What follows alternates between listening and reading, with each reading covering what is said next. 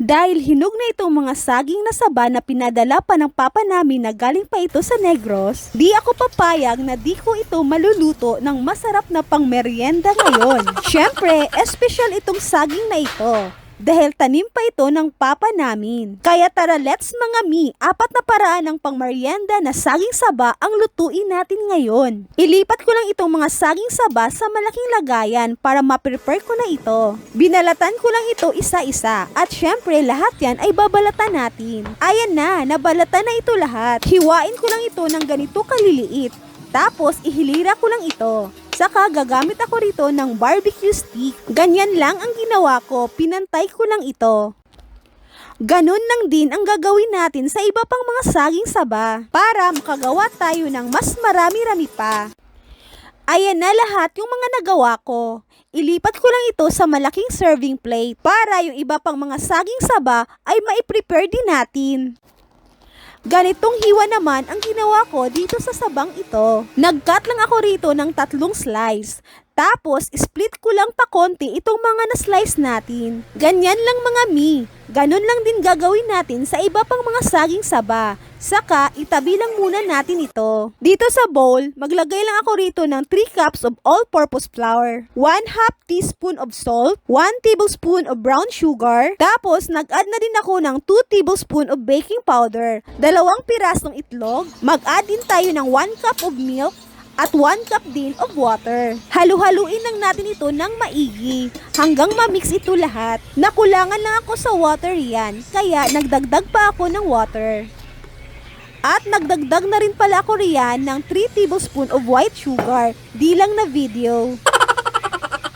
Para mas manamis-namis pa ito. Halu-haluin lang natin ito hanggang ganyan na ang lapot niyan. At okay na ako dyan. Magbuhos lang din ako rito ng breadcrumbs. Isawsaw lang natin dito yung mga nakaprepare na nating mga saging kanina. Gumamit na ako rito ng kutsara para makot lahat ito. Saka ilublob ko na din ito sa breadcrumbs hanggang makot lang ito lahat. Pati yung mga nakaslice ko kaninang mga saging saba, ganun lang din ang ginawa ko hanggang makot lang din silang lahat. Yung iba pang mga saging saba, turo naman ang gagawin natin dito. Lumpia wrapper, tapos isang buong saging saba, at langka para mas mabango. Lagyan din natin ito ng brown sugar, saka ibalot na natin ito. Gumamit lang ako riyan ng konting water, pampahid para pampadikit sa ating wrapper. Ganon lang din ang gagawin natin sa iba pa nating mga saging. Nagpainit na ako rito ng mantika at magprito na tayo. Iprito na natin itong mga naka-barbecue stick hanggang mag-golden brown lang ito. Pag ganyan naka-golden brown, pwede na natin itong hanguin. Sobrang crispy talaga nito at di gaanong matamis. Same pan uli. Isunod ko din i-fry itong mga nakapamaypay na nakaslice na mga saging saba natin. Hintayin lang din natin ito mag-golden brown. Binabaliktad-baliktad ko na lang ito para magpantay ang luto. Ayan na, ready na itong hanguin. Pwede na ito. Itong mga nakabalot naman sa lumpia wrapper, isunod na din natin ito. Ilublob lang natin ito sa ating mainit na mantika. At naglagay na rin ako riyan ng brown sugar para mas mag-caramelize pa ito mamaya pagkaluto. Ayan na nga mga mi, ang bango-bango na at ang sarap-sarap na nito. Pwede na itong hanguin. Kailangan paghango dito, magkahiwa-hiwalay sila konti para pag lumamig na ito mamaya, di ito magkadikit-dikit at di mahirap kunin ito pa isa-isa mamaya. Naluto na ang ating turon na saging saba. At meron pa mga mi, gagawa rin tayo ng banana Q. Syempre, para sulit na sulit talaga itong ating pangmeryenda ngayon. Pag medyo nag-brown na konti ang ating saging, nilagay ko na itong mga brown sugar natin. Halu-haluin lang hanggang matunaw ang mga asukal na nilagay natin. Pag ganyan na mga mi, pwede natin itong hanguin. Kailangan lang ilagay natin ito sa ating mga barbecue stick agad pagkahango para maiwasan ang pagdikit-dikit ito mamaya.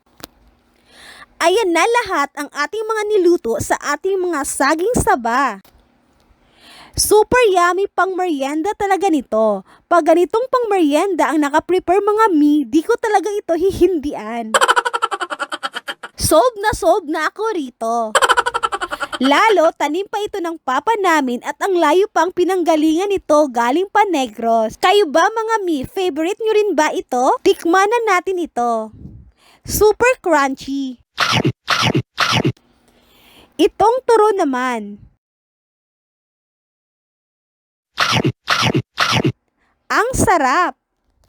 Banana Q at ito rin. Kung ayaw nyo masyadong matamis. Perfect. Thank you for watching. Huwag kalimutang paki-follow and like sa page Mami Christine Vlog. Bye!